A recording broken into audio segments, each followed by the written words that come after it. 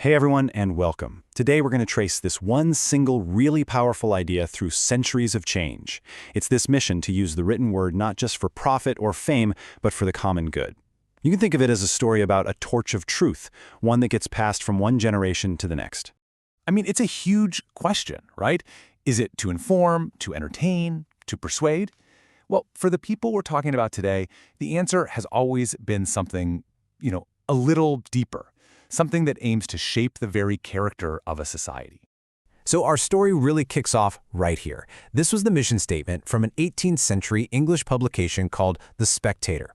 The guys who ran it, Joseph Addison and Richard Steele, they weren't chasing headlines. They were chasing goodness. They truly believed that the written word could elevate a nation's soul one reader at a time. And that, right there, was the spark. And you know what? That spark didn't just stay in the coffee houses of London. Nope.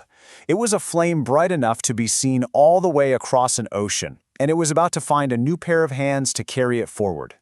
And that pair of hands belonged to a young printer over in Philadelphia named Benjamin Franklin. He saw what the Spectator was doing and thought, wow, that's it.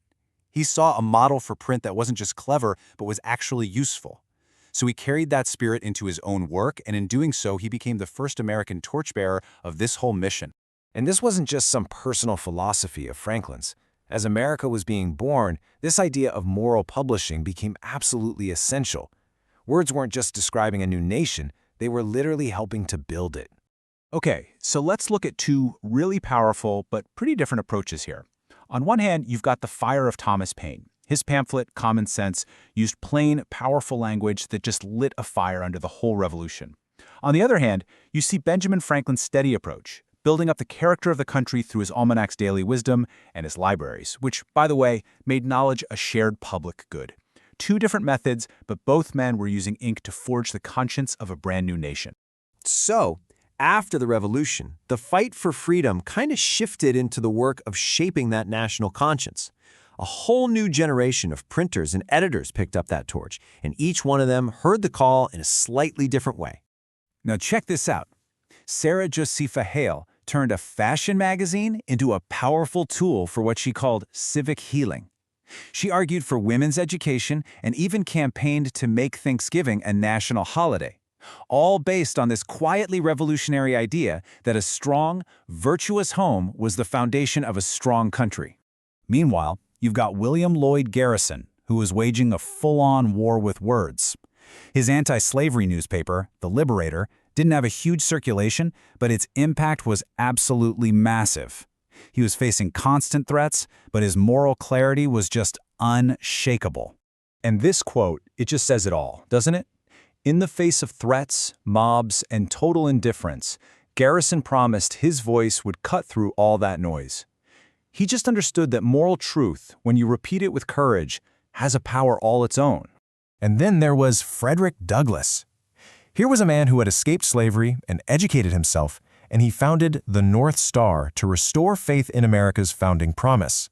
For his readers, hearing his powerful editorials read aloud, will it turn the abstract idea of equality into a belief they held deep in their hearts. This was the motto right on the masthead of his paper. What a radiant declaration of human dignity. It feels just as urgent today as it must have back in 1847. So you see, Hale, Garrison, and Douglass, they turned print from a weapon of rebellion into a workshop for renewal. All right, so let's jump forward into the 20th century. The world is speeding up big time. We get new technologies, mass market magazines, radio, television. The tools changed, for sure, but that core mission of moral communication, it absolutely endured. Each of these figures adapted that same mission to their new medium. You had Edward Bok using the Ladies' Home Journal for public health advocacy.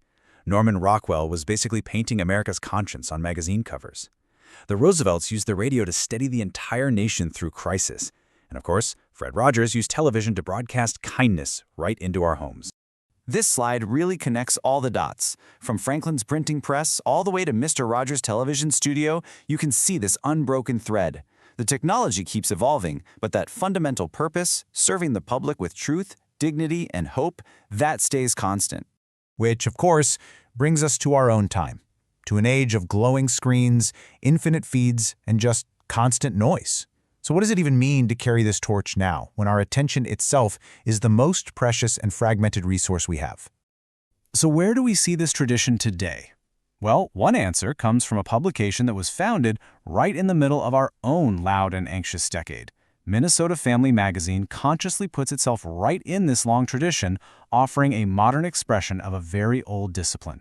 See, the responsibility hasn't vanished, it's just moved closer to home.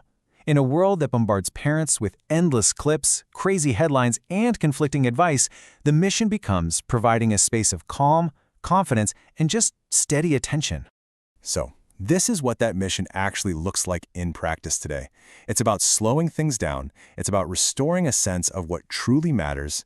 It's about honoring the dignity of raising kids. And, maybe most importantly, it's about protecting that rare, precious space of shared family attention.